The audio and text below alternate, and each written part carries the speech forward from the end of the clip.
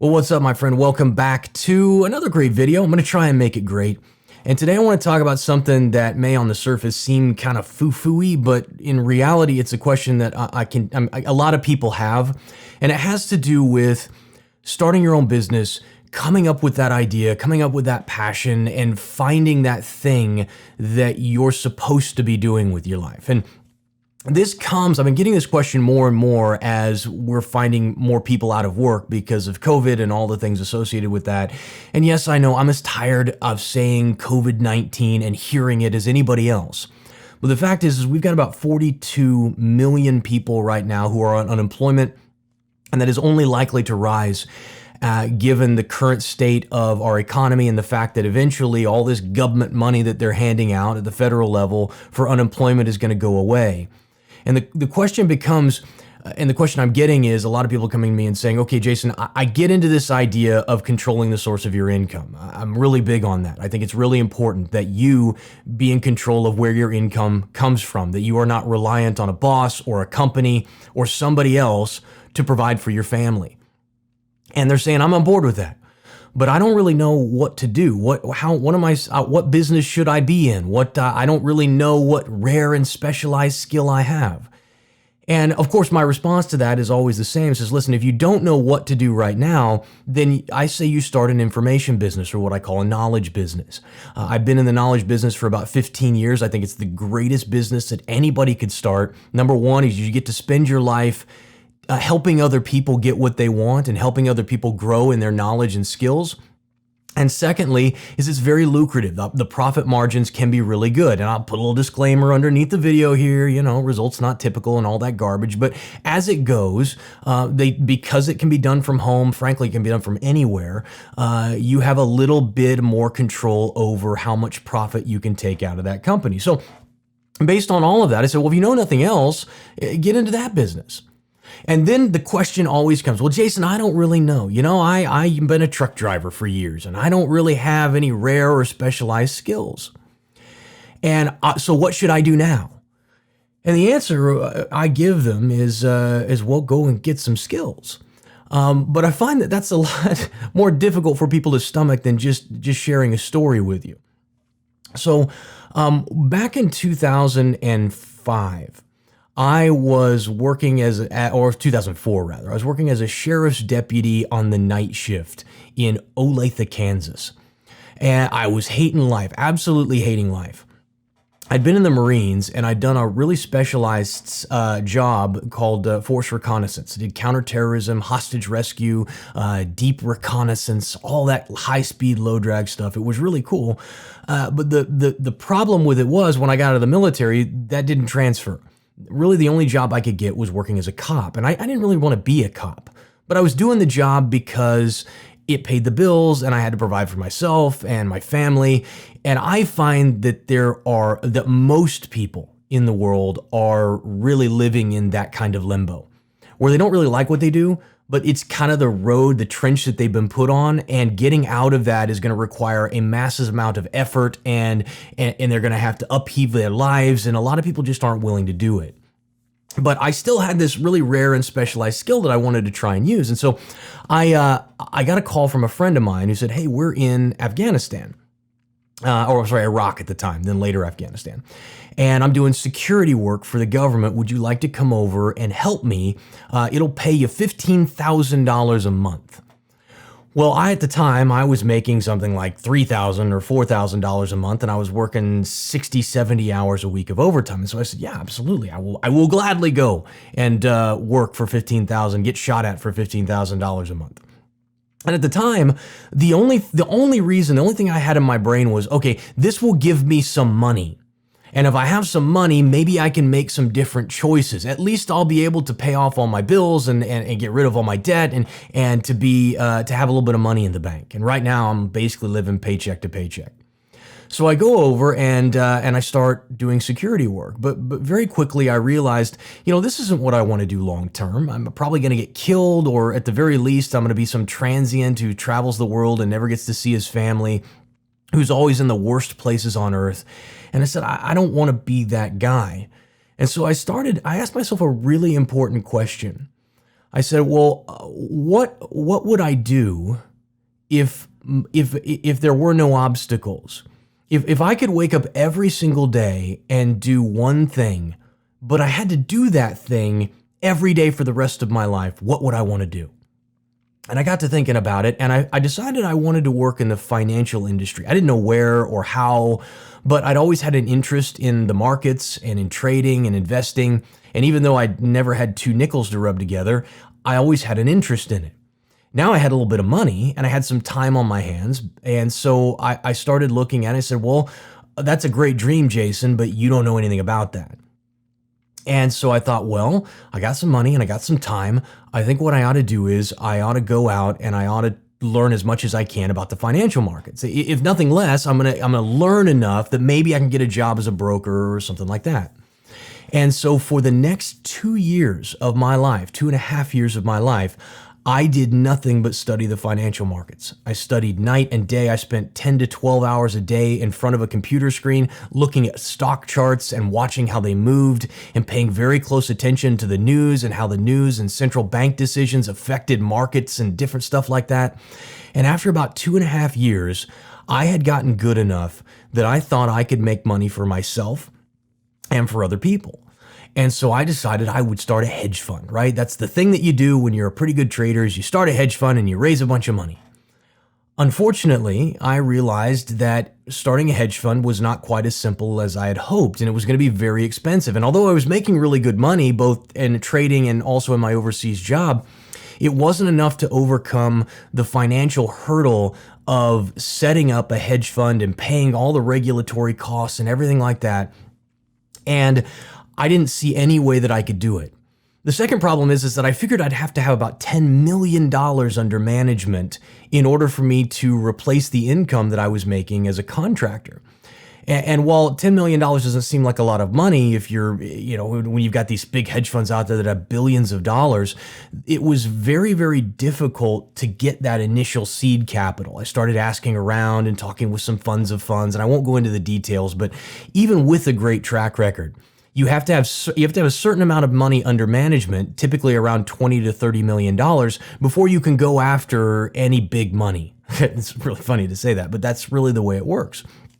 And so I found myself between a rock and a hard place. I couldn't raise the money that I needed, and I couldn't pay the regulatory costs of starting and maintaining my own fund. And I got to tell you, I this is what I thought I wanted to do. This is what I wanted to do, right? And I'd spent years refining my skills. Remember, had no unique or specialized skill prior to learning this that would have been applicable in what I call the real world, a world where you weren't getting shot at and blown up all day. But I'd spent 2.5 years learning that skill and refining it and honing it to the point where I could go out and do incredible things with that skill. And now I had been faced with obstacle after obstacle after obstacle that was basically preventing me from getting where I wanted to go and doing what I wanted to do with my life. And what I find with a lot of people is that they tend to look at their lives as being generally controlled by somebody else or an obstacle put in their way that there's nothing they can do about. And so they come back and they say something like, well, Jason, I tried, but then this happened and these people won't let me do it, or my a significant other isn't on board, or whatever. The bank won't give me a loan. And then they're like, meh. And then they go back to doing their crappy job and they give up on their dream. And I was close to being there. But I sat down and I started asking myself some better questions. I'm sitting in this 8x8 room, basically like a prison cell in Afghanistan, trying to figure out, how do I make this work? How am I going to fulfill my passion, and how am I going to do great things in this world? And then all of a sudden, I don't know why I hadn't thought of it before, but it hit me. Over the course of that 2 years, I had taken many courses on trading, on how to trade, on how to invest, and I had learned as much as I could from people who were actively engaged in the business of making money in the markets for 2.5 years. And I thought, well, you know what? I'd spent hours in forums and watched hundreds of hours of YouTube videos, and I got to thinking, I'm like, you know what? My stuff, what I'm doing is as good as or better than what I'm seeing out there, than anything that I've seen. And frankly, I think I do as good a job, if not a better job, than those people teaching what I know. I wonder if I could start an education company. And it turns out, this is really funny, but it turns out that although there is a massive amount of regulation in taking somebody else's money and trading it or investing it for them, there is virtually no regulation at all on just telling people what you would do if you had their money. So, in fact, the only real rule is just, hey, you can't lie or deceive people, and you got to be a good person. And I thought, well, I'm not going to do any of those things, so why don't I just start an education company? And instead of taking people's money, I'll just tell them what I would do if I was trading their money. And that business, I started that business in 2008 from my 8x8 room in Afghanistan. And by 2011, we were doing over $1 million a year in sales. And so here's what I'm getting at. That was a very long story to illustrate a couple of points to you. Okay. Number one, if you look around and you're saying to yourself, well, Jason, I don't think I have any rare or specialized skills. First thing you need to do is double check and see, because sometimes you do and you just don't realize it. But if you truly don't have any rare or specialized skills, then your number one job in life is to get them, is to start investing in your own human capital, that set of knowledge and skills that gives you value to an economy. And the easiest way to do that is to figure out what you would like to learn more about, what you'd like to be involved in, what industry or what specialty, and then go pay somebody else to teach you everything that they know. That's what I did. That's what every successful person that I know has done to get to where they are. This very YouTube video that I'm posting out right now was created because I went out and learned from other people who create YouTube videos, other people who do cinematography and make films. Okay? Even this video didn't come without me going and spending time and capital on learning that skill. Okay? So you have to go find somebody who has it, and then you got to pay them to teach you what they know. And the second thing is that just because they throw obstacles in your path isn't an excuse to quit.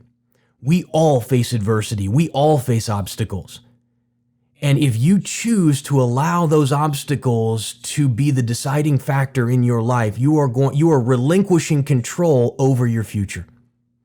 You are, in a sense, in some form of slavery. And I know it's a very crazy way to say it, but you really are. You're in a form of slavery. And it's an ugly, ugly, ugly thing to be a slave. Especially in America, or basically in any industrialized country around the world today, where it is so cheap and so easy for you to take control of your income and live that life. And then finally, what I want to say to you is, a lot of people get hung up on figuring out exactly what they're supposed to be doing for their business.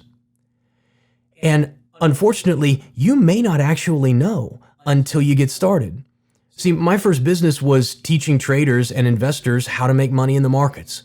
But what I quickly realized was, and as my business started to grow, I started working more on the marketing and the sales and the influence and persuasion side of things. And I realized, you know what? Although I have a real passion for the financial markets and that type of stuff, I really love doing the sales and marketing stuff.